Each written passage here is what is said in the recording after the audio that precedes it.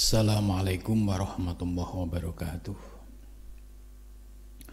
Ila hadratin Nabil Mustafa Rasulillah sallallahu alaihi wasallam wa ala ikhwanihi minal anbiya wal mursalin wal awliya wasyuhada wasyalikin wal malaikatil muqarrabin, khususan musannif handal kitab Syekh Muhyiddin Ibnu Arabi wa khususan Syekh Masih wa khususan Asyadidi wa khususan Laumul Fatihah. A'udzu billahi minasy syaithanir rajim. Bismillahirrahmanirrahim. Alhamdulillahi rabbil alamin arrahmanir rahim maliki yaumiddin. Iyyaka na'budu wa iyyaka nasta'in. Ihdinas siratal mustaqim. Siratal ladzina an'amta 'alaihim ghairil maghdubi 'alaihim waladdallin.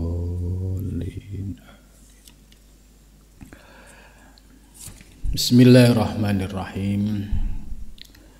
Alhamdulillahilladzi allamani bi ulumil ulama'il muwahhidin wal muhaqqiqin wa arsadani ila tariqim mustaqim.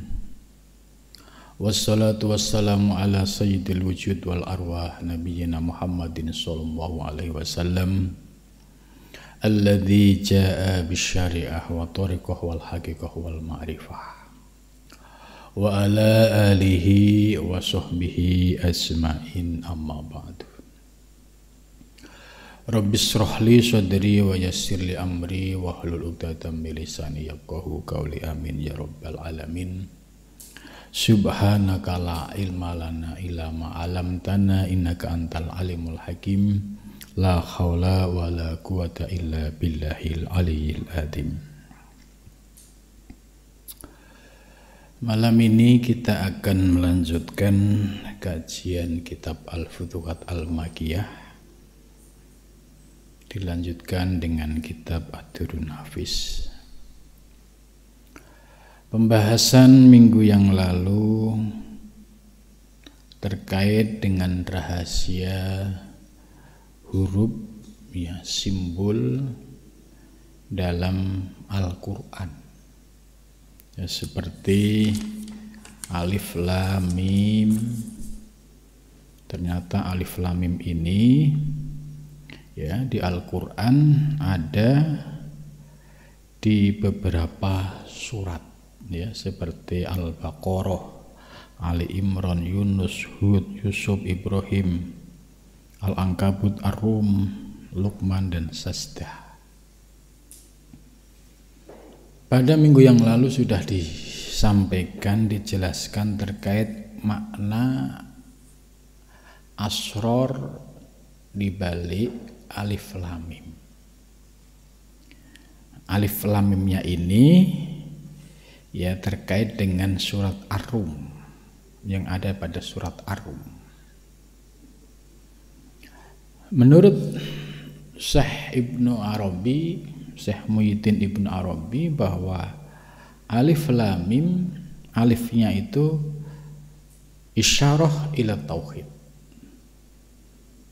Jadi huruf alif yang berdiri tegak itu simbol tauhid, simbol keesaan.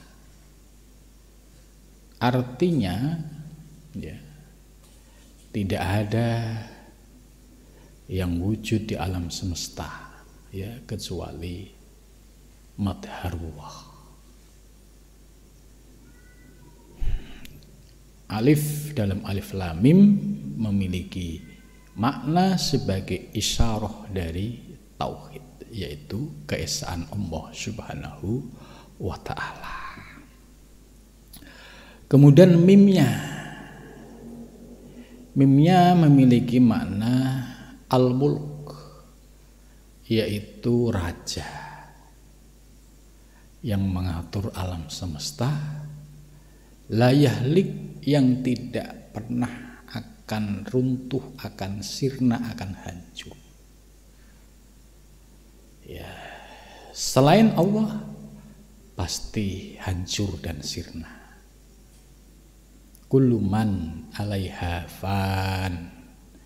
Kuluman, setiap orang, ya, 'alaiha, di atas bumi dan langit ini, fan, akan hancur, akan sirna.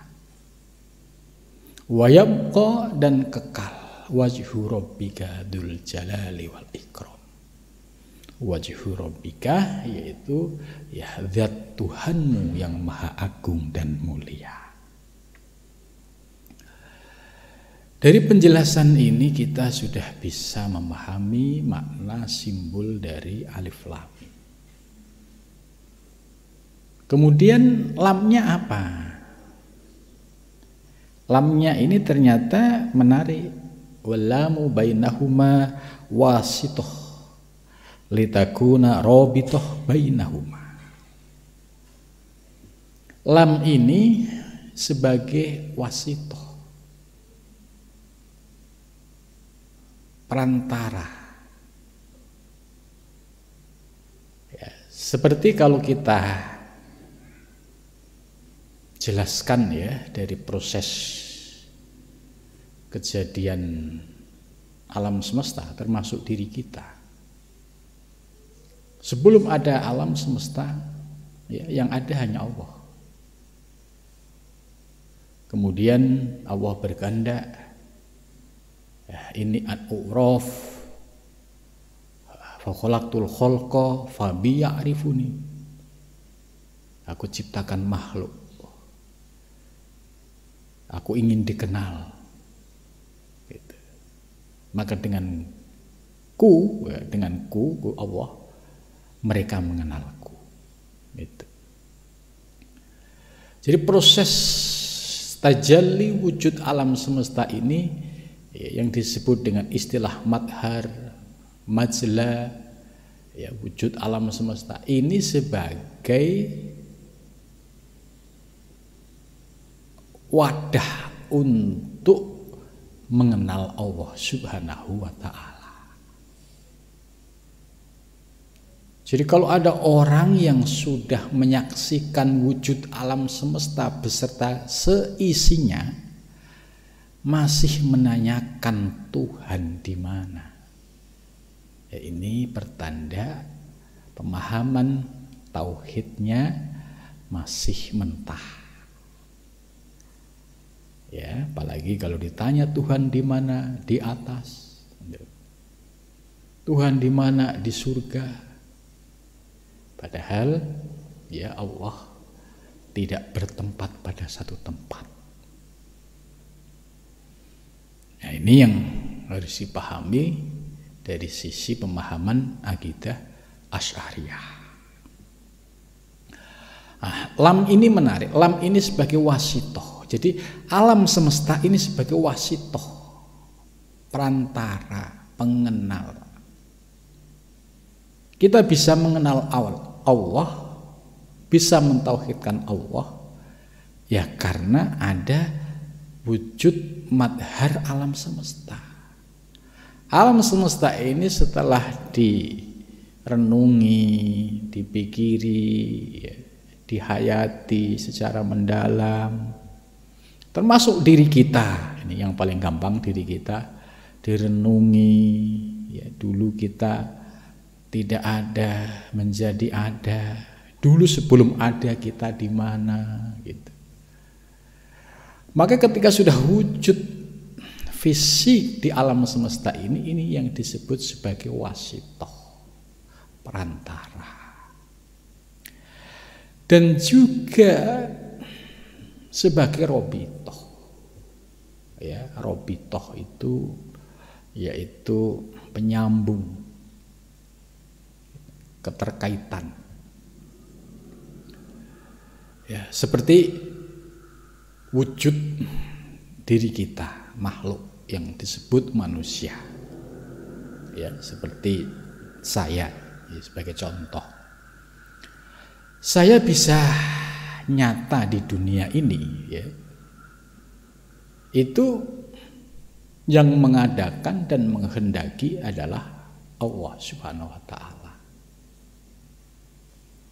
Kemudian Allah membuat sebuah sistem dalam kehidupan, baik sistem ini di alam gaib maupun di alam syahadah. Allah ini ya luar biasa canggihnya, sistemnya telah dibuat baik di alam syahadah maupun di alam ghaib. Ya, ketika Allah berkehendak ingin menciptakan manusia yang namanya Ali di Lauhil Mahfuz, itu tidak ujuk-ujuk, tapi ada proses sunatullah. Mulai dari alam arwah, alam misal, sampai alam atsam. Ya, kalau kita lihat ke dalam diri kita, ya, sebelum kita lahir, kita berada di rahim seorang ibu. Ya, kita berada di rahim seorang ibu, ya 9 bulan lebih. Sebelum 9 bulan ini, ya, unsur kita masih unsur-unsur yang disebut dengan sulalah mintin, saripati tanah. Nah, saripati tanah ini, ya, sebelumnya itu sudah Allah ciptakan yang namanya ruh. Jadi ruh lebih dahulu diciptakan oleh Allah sebelum sulalah mintin. Karena sulalah mintin ini akan berproses, ya, bertemunya dengan pasangannya, ya, kemudian terbentuklah zigot 40 hari pertama, 40 hari kedua, 40 hari ketiga. Ini semua proses yang sudah by design, sistemnya oleh Allah. Ya, kemudian akhirnya setelah terbentuk proses janin, mulai dari sperma, zigot, kemudian darah menggumpal, ya, alaqah, kemudian daging, mudghah, kemudian berproses, ya, sudah mulai ada ya, calon kaki, kiri kanan tangan, kiri kanan kepala, kemudian semakin hari semakin tambah sempurna. Setelah itu baru wa nufika fihi ruh yang ada di alam arwah ditiupkan oleh Allah. Setelah ruh ditiupkan berproses lagi sampai 9 bulan.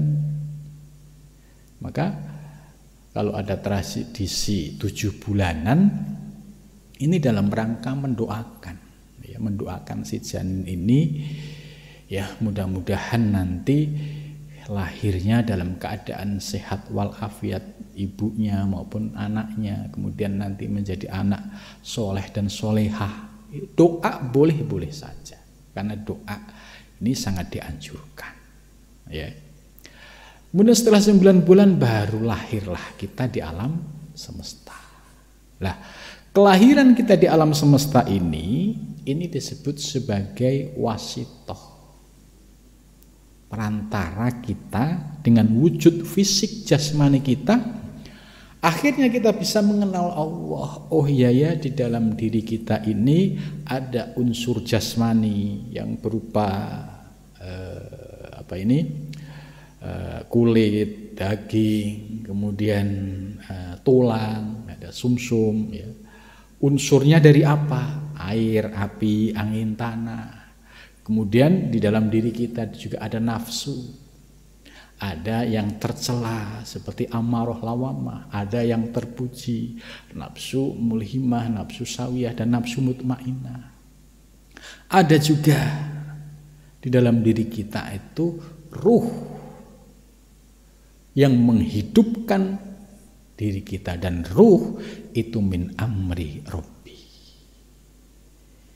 Maka ketika melihat wujud kita, ya seharusnya kita sudah bisa menyadari siapa hakikat diri kita. Maka dengan wujud ini sebagai wasitoh. Maka kalau kita melihat bahwa wujud kita ini enggak ujuk-ujuk datang langsung dari langit, tidak, tapi melalui sebuah proses, yaitu adanya bapak dan ibu, gitu. bapak dan ibu, inilah yang disebut sebagai robitoh. Ya, robitoh secara jasmani. Jadi robitoh itu ada yang secara jasmani, yaitu asal usul diri kita ini menjadi ada, itu wasilahnya adalah melalui bapak ibu kita. Tanpa bapak ibu kita mau dari mana? Itu wasilahnya. Maka dalam mengenal Allah, orang tua ini bisa menjadi media robitoh untuk memahami secara hakikat asal usul kita. Nah, orang tua kita, bapak ibu kita ini sebagai media, ya, yang diciptakan oleh Allah sebagai perantara, sebagai wasilah untuk berprosesnya lahirnya diri kita. Itu maka ketika robitoh dengan aspek zat jaizul wujud, ya, jaiz itu atau mumkinul wujud, yaitu aspek-aspek physically, ya, seperti orang tua kita, maka ini sebagai menjadi media. Oh iya, saya menjadi ada karena bapak ibu saya. Bapak ibu saya ada ya karena Allah Subhanahu wa ta'ala. Itu. Jadi menarik ini penjelasan Syekh Ibnu Arabi, menarik. Ada wasitoh, ada robitoh. Ya, begitu juga dalam torekoh. Ya, torekoh itu juga ada wasitoh dan ada robitoh. Contoh, orang yang hidup pada zaman sekarang bisa mengamalkan torekoh, apapun torekohnya, ya, selama mengikuti kaedah prinsip-prinsip torekoh muktabaroh, ya, nggak ada masalah. Kita yang hidup pada zaman sekarang, ya, sudah 15 abad yang lalu kita ditinggalkan oleh Rasulullah SAW. Maka sosok guru yang hadir pada zaman kita, yang membawa atau sebagai transmisi genealogi, ini kalau bahasa ilmiahnya, ya, transmisi genealogi ajaran-ajaran tarekoh, seperti, ya, saya berguru dengan guru saya berguru dengan guru saya, gurunya, guru-gurunya bertemu secara mutasil sampai kepada Rasulullah SAW. Maka guru yang hadir di zaman sekarang ini juga disebut sebagai bagian dari wasitoh. Tanpa wasitoh guru yang membaiat ini, tidak mungkin saya bisa mengenal Allah, tidak mungkin saya bisa mengamalkan kefiat-kefiat torekoh. Ya. Tanpa guru yang mengenalkan ilmu-ilmu hakikat ini, niscaya saya juga tidak akan paham dengan ilmu-ilmu rahasia Allah.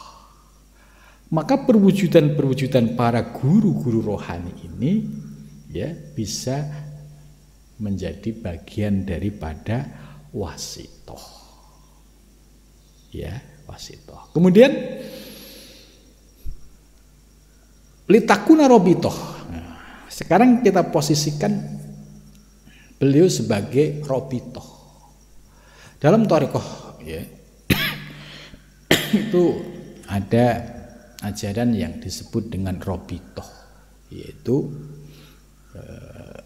keterkaitan hubungan guru dan murid, ya. Keterkaitan guru dan murid ini karena guru ini mengajarkan ilmu-ilmu rohani, ilmu-ilmu ketuhanan, ilmu-ilmu yang terkait dengan aspek spiritualitas, maka guru ini disebut dengan guru rohani.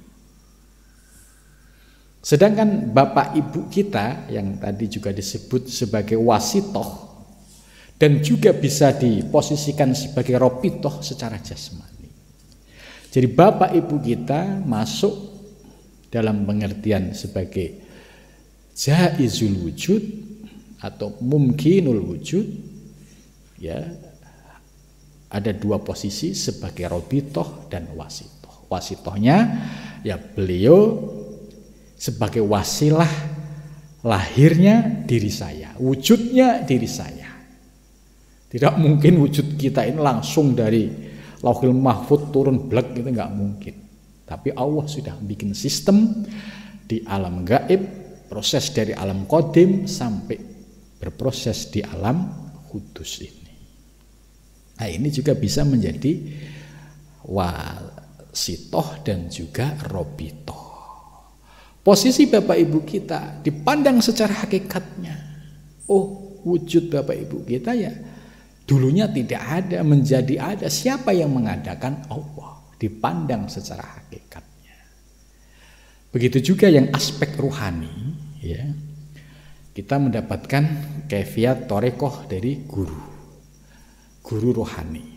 Kemudian kita juga mendapatkan ilmu-ilmu tentang kema'rifahan juga dari guru-guru rohani. Maka guru-guru rohani ini juga sebagai wasitoh dan robitoh untuk memandang hakikatnya guru-guru kita ini adalah sebagai wasitoh atau robitoh, ya, untuk mengenalkan diri kita kepada Allah Subhanahu wa ta'ala. Juga harus dipandang secara hakikatnya. Itu. Kalau dipandang secara hakikatnya, ya, hakikatnya, maka kembali kepada tauhid. Itu. Jadi wujud lahir tadi, aspek zahir dan aspek batin kalau dipandang secara hakikat, ya kembali kepada tauhid, kembali kepada Allah Subhanahu wa ta'ala. Inilah dasar di dalam thariqah kenapa ada wasitoh dan kenapa ada robitoh. Ini dalil argumentasi. Bagaimana kalau ada pendapat orang, ngapain pakai robitoh, pakai wasitoh, kita kan langsung dari Allah. Ya harus sadar diri, apa kita ini orang yang mendapatkan wahyu langsung dari Allah? Tidak. Kita ini manusia yang banyak dosa. Kemudian dipertemukan dengan seorang guru, dibimbing ilmu lahir dan batin, diberikan kaifiat, diberikan zikir, diberikan riyadhah mujahadah. Supaya apa? Supaya kita yang saat ini dalam posisi ghaflah, dalam posisi lalai kepada Allah, itu bisa menyadari kelalaian ini, kemudian dengan latihan zikir supaya hati kita mulai eling, mulai ingat kepada Allah. Ya zikir ya pakai tasbih dulu nggak apa-apa, pakai yang manual nggak apa-apa, pakai yang digital juga nggak apa-apa. Karena itu sebagai latihan untuk mengajari hati kita supaya selalu ingat kepada Allah. Kalau suatu saat memang sudah istiqomah, itu para salik yang sudah tingkatan mutawasid, muntahi, zikirnya sudah tidak pakai tasbih, karena zikirnya sudah ainu zikri. Itu. Ini yang istimewa. Dan zikirnya nggak perlu dipaksa-paksa lagi, karena sudah automatically. Yaitu ini salikin yang mutawasid menuju muntahi. Tapi kalau yang pemula, ya sadar makom, jangan pakai gaya-gayaan. Saya nggak perlu pakai tasbih gitu. Itu orang awam gitu. Ya, padahal ya dirinya sama saja gitu. Jadi kita perlu sadar diri, sadar makom, dan tetap bersikap tawadhu gitu. Nah, jadi argumentasi dari Alif Lam Mim ini kita ketemu dasar kenapa di dalam thariqah ada robitoh, ada wasitoh. Oh, ini toh jalannya. Maka orang-orang yang berpendapat tadi, alah ngapain pakai robitoh, kan langsung kita kepada Allah. Kenal Allah dari mana? Oh, kita langsung kepada Quran hadis. Ya, kemampuan Anda memahami Quran dan hadis sejauh mana? Baru hafal satu ayat sudah kemelindi, ya kan? Padahal ayat itu pun ya ayat yang pas-pasan gitu. Hadis pun ya hadis itu juga pas-pasan. Tapi seolah-olah kita nggak perlu pakai perantara, kita nggak perlu pakai guru, kita langsung Quran hadis. Ya ditanya, apa kamu ngerti huruf jer? Ya, ditanya huruf jer, bingung. Apa itu huruf jer? Ada nggak Rasulullah ngajarin nggak huruf jer? Nah, ini tambah gendeng lagi gitu. Jadi ilmunya ya masih belum apa-apa, tapi karena tadi faktor ketidakpahamannya kemudian ditambah kemelindi ya. Oh, nggak perlu gitu-gitu, kita langsung Allah, kita langsung. Nah, ini jelas berarti pertanda dia tidak paham ya. Jadi orang-orang yang paham, orang-orang yang sudah jegur menjadi praktisi ilmu thariqah ya, belajar ilmu tasawuf, argumentasi yang disampaikan oleh Syekh Ibnu Arabi ini menguatkan keyakinan kita bahwa kita ini yang wujud fisikly saat ini itu ternyata perlu robitoh, perlu wasitoh, baik dohir maupun batin. Dohirnya disebut mumkinul wujud atau jaizul wujud, sedangkan aspek batinnya disebut dengan wajibul wujud. Tapi pandangan dua aspek tadi harus dipandang secara hakikat, tidak untuk diucapkan tapi cukup dirasakan. Maka tertiblah praktek kita di dalam syariah, hakikat, thariqah dan ma'rifah, sehingga tidak mengundang kontroversi di tengah masyarakat. Prakteknya disiplin rapi ya. Nah, setelah kita paham Alif Lam Mim ya, ternyata dahsyatnya luar biasa Alif Lam Mim. Nah, kita lanjut pada pembahasan berikutnya. Faman qara'a, dan barang siapa yang membaca Alif Lam Mim, membaca Alif Lam Mim bihadzil haqiqati, didasari dengan pemahaman hakikat, wal kasfi, dan didasari pemahaman kasyaf. Pemahaman kasyaf itu pemahaman secara hakikat, melihat dari aspek yang hakiki. Jadi sudah terbuka mata batinnya, melihat yang hakiki. Al-fa'il al-hakiki huwallah. Gitu. Ini kalau sudah kasaf dan sudah mengkaji dari aspek hakikat. Maka kalau ada orang yang membaca Alif Lam Mim didasari dengan ilmu hakikat dan memperoleh pencerahan ruhani yaitu ilmu kasaf, apa dampak atau impactnya? Hadoro bil kul lil kul ma'al kul. Hadoro, maka akan hadir ya, siapa man hadir bil kul, dengan semuanya. Kul itu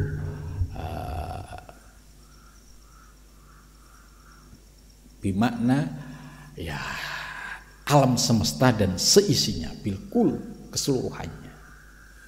Artinya bilkul memandang wujud alam semesta yang ada, bilkul pandangannya langsung lihat dari sisi hakikat dan memperoleh pencerahan hakiki langsung kembali kepada Allah Subhanahu wa ta'ala. Oh, bilkul melihat, mata memandang, mata lahir memandang apa yang kita pandang, tapi batiniahnya langsung terkoneksi. Ingat siapa fa'il al-hakiki, siapa pencipta yang hakiki, yaitu Allah Subhanahu wa ta'ala. Lah, pemahaman ini dipandang secara syuhudi, tidak boleh untuk diucapkan. Ini etika. Lil kul, bagi semuanya, kul, mulai dari lil kul bagi semesta alam, lil kul bagi ya alam semesta juga, ma'al kul ya serta alam semesta beserta isinya. Maka kalau kita sudah memahami aspek hakikat, aspek kasyaf, melihat alam semesta ini dengan bilkul, lilkul, ma'alkul, maka puncaknya kita akan memahami tentang hakikat makna la maujuda illallah. Itu puncaknya. Oh, hakikatnya ternyata ini. Oh, ternyata hakikatnya ini. Jadi ini kenikmatan rohani yang luar biasa yang dirasakan para salik, orang-orang yang terbuka dalam memahami ilmu hakikat, kemudian diamalkan secara tepat, ya, sehingga dalam prakteknya pun tertib dan rapi. Yang dirasakan hanya keindahan-keindahan rohani, ya, tidak diwujudkan dalam bentuk kalimat-kalimat yang bombastis, gitu kan? Karena ini kalimat sutuh nggak boleh, dilarang oleh para ulama-ulama muhakiki. Cukup dinikmati, dirasakan ketika kita sudah diberikan anugerah kasaf, melihat bilkul, likul, ma'alkul, puncaknya la maujuda illallah. Ini dirasakan, ya. Jadi ini kenikmatannya orang-orang ahli hakikat ini kalau sudah kebuka ya dari sisi hakikat dan kasafnya, itu luar biasa, ya.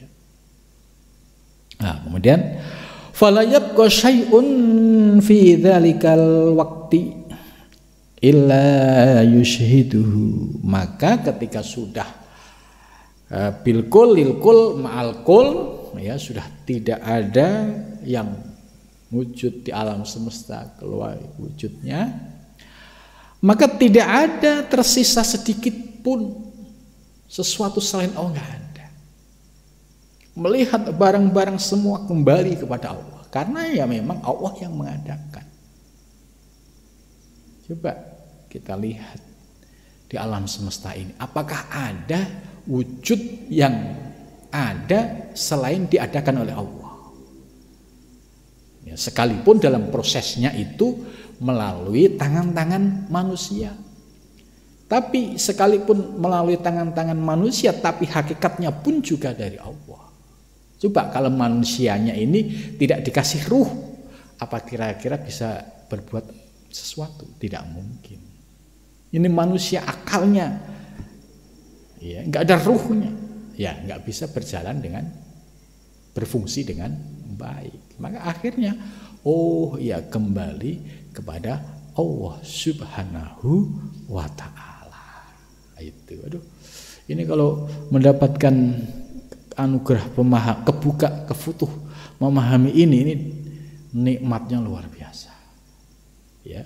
Fala yabqa syai'un, tidak ada sesuatu yang kekal fi dzalikal waqti, dalam momen itu, dalam waktu itu, illa yushhiduhu, kecuali dia memandang dengan syuhud. Apa yang dia lihat di wujud di alam semesta ini, matanya memandang, tapi hatinya ya mengembalikan kepada Allah Subhanahu wa taala.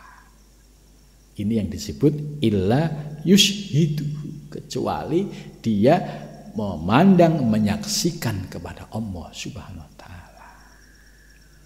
Maka ketika sudah kebuka seperti ini, pandangan syuhud ini yang menjadi prinsip para ulama muhakkikin. Ketika dibuka pemahaman, nggak boleh sutuh latah. Oh itu Allah, itu Allah. Ini nggak boleh seperti ini. Tetap ketika berbicara secara umum ya menggunakan bahasa verbal, bahasa syariat. Ya, jangan sampai mabuk. Ini apa? Ini ya jelas gelas ada airnya. Karena ini bahasa syariat, bahasa komunikasi. Tapi illa yushhiduhu, ya ketika dia memandang dari aspek batin, aspek hakikat, dia tahu secara hakikinya kembali kepada Allah Subhanahu wa taala. Integrasi atau pemahaman yang proporsional antara aspek lahir dan batin ini yang penting.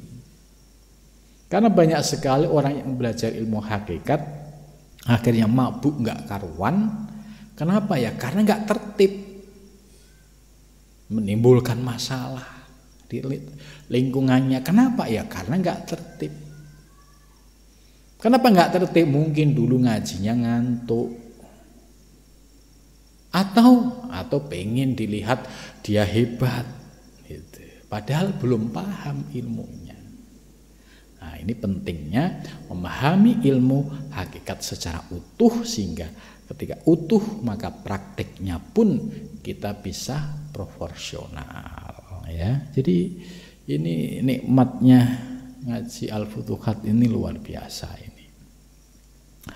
Lakin minhu ma'ya'lamu, lakin minhu akan tetapi darinya ma sesuatu ya'lamu,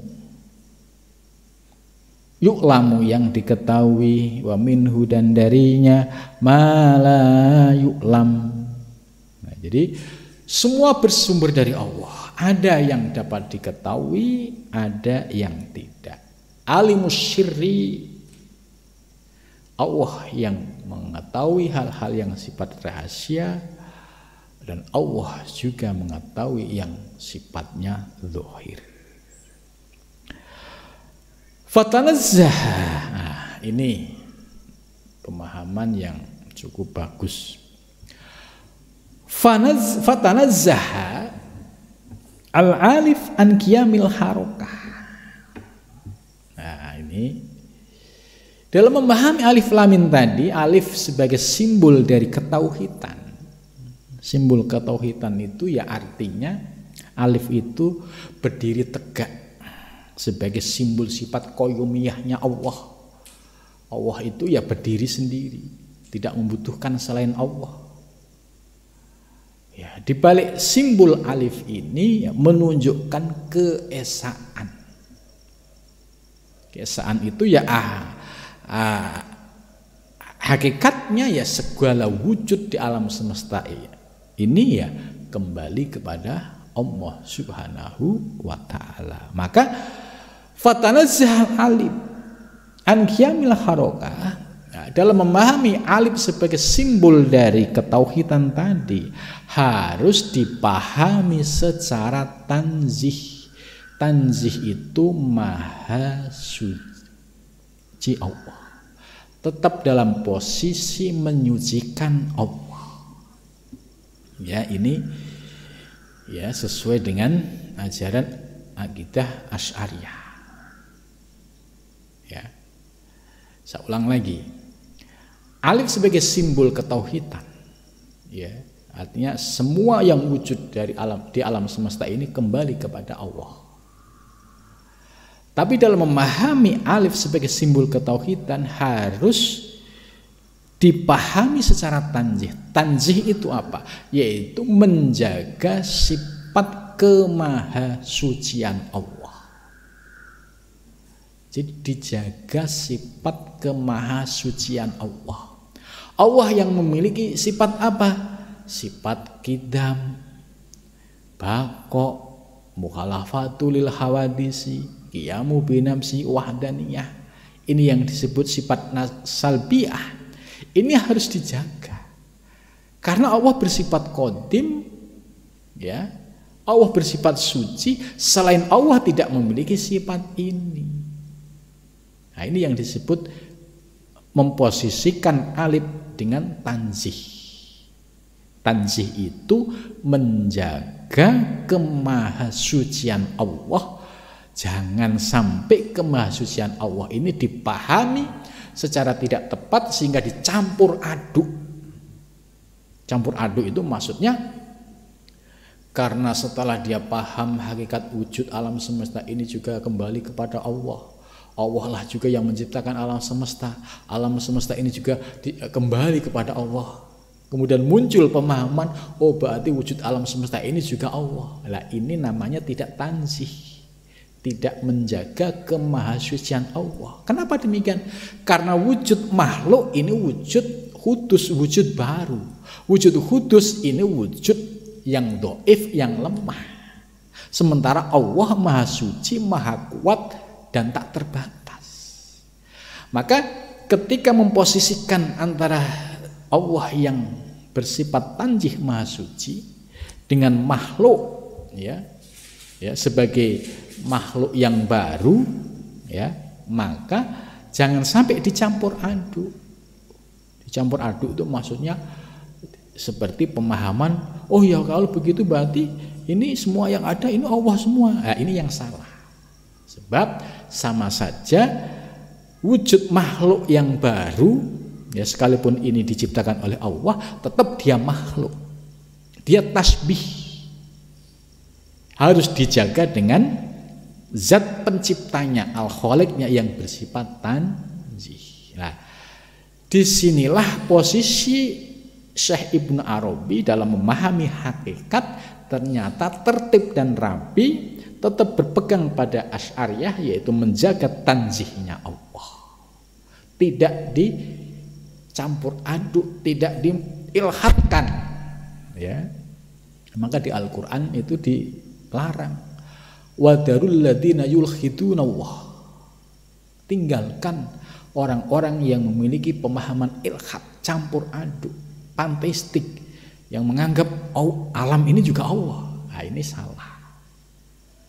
Ini namanya tidak bisa menjaga tanzih Allah, ya. Jadi ini yang seringkali salah paham memahami ajaran Ibnu Arabi. Ibnu Arabi jelas, fatanazzahal alif. Simbol alif sebagai simbol ketauhidan harus dijaga kemahasucian Allah. Sedangkan wujud alam semesta sebagai tajalinya diposisikan sesuai dengan posisi, yaitu sebagai makhluk, sebagai ciptaan. Tapi secara hakikat kita ngerti, oh itu sebagai tajalinya, sebagai madharna, sebagai majlanya. Itu.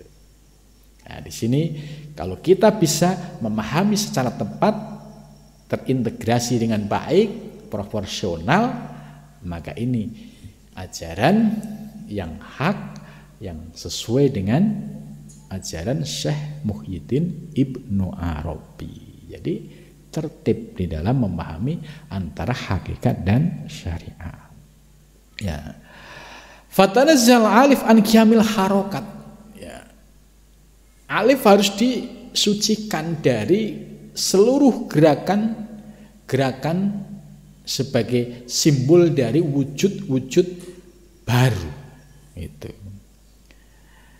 Biha dengannya, ya dulu annas sifat, ya dulu menunjukkan annas sifat bahwa sesungguhnya sifat la ta'qilu ila bil af'al. Itu. Jadi bahwa sifat itu tidak bisa dipahami ya kecuali dengan perbuatan. Gitu. Jadi artinya Allah memiliki sifat 7 sifat ma'ani. Ya, kudroh, irodah, ilmu, hayat, sama, basor.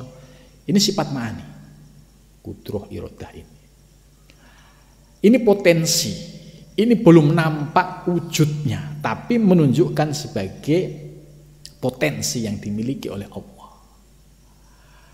Nah, untuk perwujudannya ini kan disebut sifat. Untuk perwujudannya, supaya kudroh kuasa itu menunjukkan sifat kemahakuasaan Allah. Ya, akhirnya Allah menciptakan alam semesta dan seisinya. Setelah wujud alam semesta, ini yang disebut sebagai af'al, perbuatan.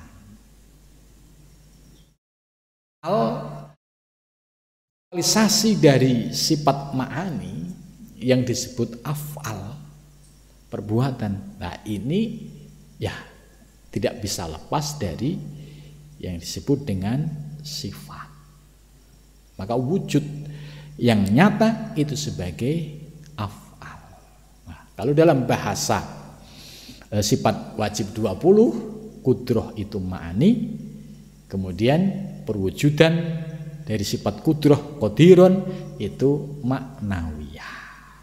Kalau di sini kudroh itu sifat, irodah itu sifat yang dimiliki oleh Allah yang bersifat qadim.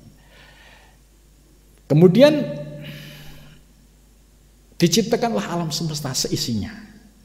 Nah, ini sebagai aktualisasi dari sifat kudroh menjadi af'al. Oh, ternyata aktualisasinya bentuknya seperti ini. Ini namanya af'al. Nah, analog sederhana ya untuk mendekatkan paham masalah ini. Contoh si A ini dianggap cerdas. Oh, dia tuh cerdas, gitu. Cerdas ini kan secara fisik nggak nampak. Ya, apakah indikasinya kalau cerdas itu jidatnya lebar? Belum tentu. Orang yang bodoh jidatnya lebar juga banyak, gitu. Nah, ketika dua orang yang satu pintar, yang satu biasa, ini kan secara fisik ini nggak nampak. Tapi akan kelihatan bahwa yang satu ini cerdas, ya disuruh ngerjain soal 100. Sama-sama dua ngerjain, hasilnya akan beda. Gitu. Ini perumpamaan dari sifat yang tidak nampak kemudian menjadi af'al setelah dia bergerak mengaktualisasikan. Oh iya, ternyata ngerjain soal 100 benar semua. Sedangkan yang ini ngerjain soal 100 benar 1 misalkan. Nah, ini analog yang ini hanya sekedar untuk mendekatkan paham, ya. Jadi bahwa sifat yang bersifat ma'ani tadi itu akan menjadi realistis, nyata, konkret ya illa bil af'al. Kama qala alaihi salam. Hal ini didasarkan pada sabda Nabi sallallahu alaihi wasallam, kana Allah, ya, kana Allah, karena ada siapa Allahu Allah. Nih, kana Allah, Allah nyata, ya, Allah ada. Kemudian wala syai'a ma'ahu, dan tidak ada sesuatu ma'ahu yang menyertainya. Jadi wala syai'a ma'ahu, dan tidak ada sesuatu yang menyertainya. Artinya apa? Allah memiliki sifat salbiyah, yaitu baqo, qidam, mukhalafatul hawadisi. Jadi wala syai'a ma'ahu, qiyamuhu binafsihi, wahdaniyah. Jadi wala syai'a ma'ahu, tidak ada sesuatu yang menyertainya. Kalau ada sesuatu berarti ada sesuatu selain Allah. Nah, ini yang disebut wala syai'a ma'ahu. Wa huwa alama alaihi kana. Wa huwa, dan bermula Allah, alama atas sesuatu, alaihi atasnya, kana ada. Akan tetapi Allah itu sesuai dengan apa yang ada. Jadi apa yang ada ini ya hakikatnya kembali kepada Allah Subhanahu wa ta'ala. Jadi menarik.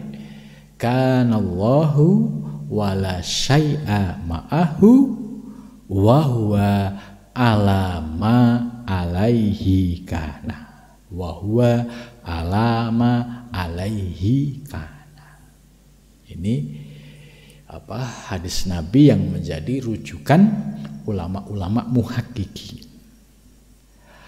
Falihada sorofnal am ila ma yaqilu ila dzatihi al-munazzah. Karena itu ya, kita menjalankan perintah kepada sesuatu yang dapat kita pahami, ma yaqilu la ila dzatihi al-munazzah, tidak dipahami kepada zatnya al-munazzah yang maha suci. Jadi maksudnya dalam memahami wujud alam semesta yang menjadi madharnya ya, itu sesuai dengan hadis tafakkaru fi khalqillah wala tafakkaru fi dzatillah. Ya, kalian boleh berpikir tentang ciptaan Allah, tapi tidak boleh berpikir tentang zat Allah. Nah, di sini juga sama. La ila dzatihi, tidak boleh kita berpikir secara eksploratif tentang zat Allah. Akan rusak. Wilayah kita memikirkan tentang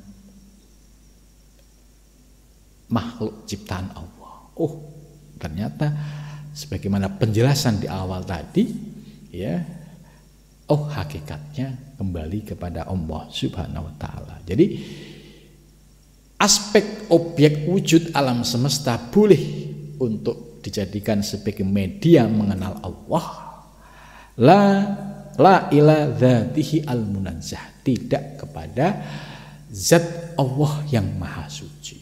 Akhirnya kalau eksploratif ya, sampai zat Allah dari apa sih? Ya, ini yang nggak boleh, karena ini warning batasan. Kalau dilanjutkan akan rusak. Kenapa rusak? Ya akalnya tidak mampu dipaksakan. Akhirnya muncul penafsiran-penafsiran yang aneh-aneh. Kemudian akhirnya keluar dari batasan-batasan yang sudah disampaikan oleh Nabi Muhammad SAW. Fa'inal idhofah la ta'kilu abadan illa bil mutadayyifin. Ya, sebab penyandaran itu tidak bisa dipahami kecuali dengan ya sandaran itu.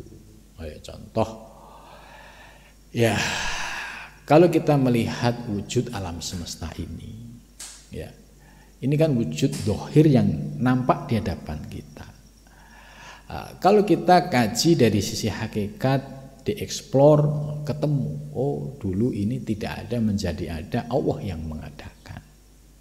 Nah ini ketika sudah wujud berupa wujud-wujud fisik, kemudian kita diberikan pemahaman yang hakikat, ketemu dari sisi hakikat, ketemu makna-makna di balik wujud yang ada di depan kita. Ya. Ini fa innal abawata la ta'kilu ila bil abi. Contoh, sifat kebapakan itu tidak bisa dipahami kecuali dengan ya bapak. Itu. Jadi artinya begini. Seseorang yang memiliki jiwa abawah, kebapakan, yaitu tidak bisa dipahami selain orang yang memiliki wujud diri bapak itu.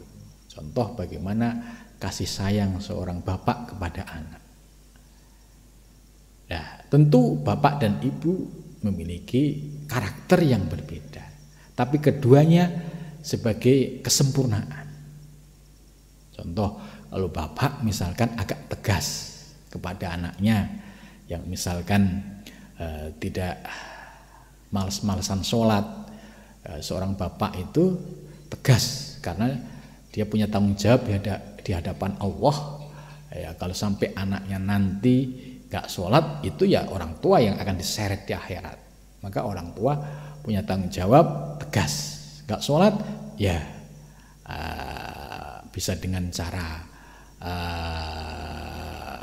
berbagai macam pendekatan ya, apakah dengan cara ya penuh kasih sayang atau dengan sifat tegas. Ya, kalau zaman dulu itu orang tua ya bisa disabet ya istilahnya dengan kayu supaya anaknya sholat, atau dengan cara lain ya, misalkan subuh susah dibangunkan kemudian diguyur gitu. Jadi sifat kebapakan itu muncul, yaitu wujud sifat tegas. Tapi sifat keibuan ya adanya penuh kasih sayang ya. Misalkan bapaknya mau marah, ibunya seharusnya paham, oh bapaknya ini sedang menunjukkan sifat tegas sebagai seorang bapak, supaya anak ini bisa memahami, oh bapaknya itu tegas dalam mengatur ya supaya menjadi pribadi anak yang soleh, yang taat dalam agama. Ya, seorang ibu ya tentu penuh kasih sayang dan kelembutan dan tanggung jawab. Nah, tentu karakter ini bisa dipahami, dirasakan ya bagi orang yang memiliki sifat itu. Contoh kalau seorang bapak, ya kalau dia jadi bapak baru merasakan. Kalau dia seorang ibu ya baru merasakan bagaimana tanggung jawab dan kasih sayang seorang ibu itu. Wal ibni wujudan wa takdirun ya, illa bil ab wal ibni. Wujudan baik secara wujud, wa takdirun dan takdir.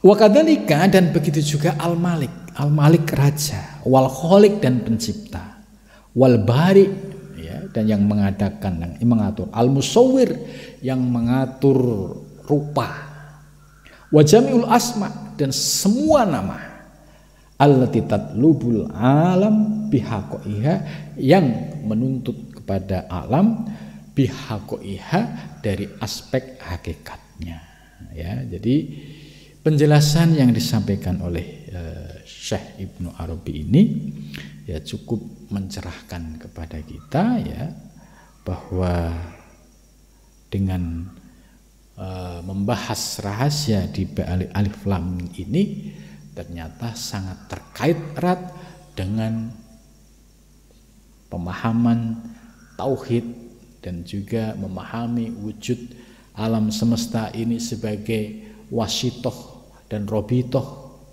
dan mim ya sebagai simbol dari raja alam semesta yang tidak akan pernah hancur dan tidak akan pernah sirna. Maka ketika mampu memahami alif lam mim dari aspek hakikat dengan mendapatkan pencerahan dari sisi kasyaf, maka akan hadoro bilkul lilkul ma'alkul, maka akan menyaksikan kenikmatan, keindahan, memandang wujud alam semesta kembali kepada Allah ya, bilkul dengan memandang kembali kepada Allah, lilkul kepada segala sesuatu yang ujungnya kembali kepada Allah, ma'alkul serta segala sesuatu yang kembalinya kepada Allah Subhanahu wa ta'ala ya. Mudah-mudahan dengan penjelasan ini dapat memberikan pencerahan kepada kita dalam memahami rahasia simbol-simbol dalam Al-Quran. Mudah-mudahan kita diberikan kemudahan memahami penjelasan dalam kitab Al-Futuhat Al-Makkiyah ini. Amin ya rabbal alamin. Wa muwaffiq. Assalamualaikum warahmatullahi wabarakatuh.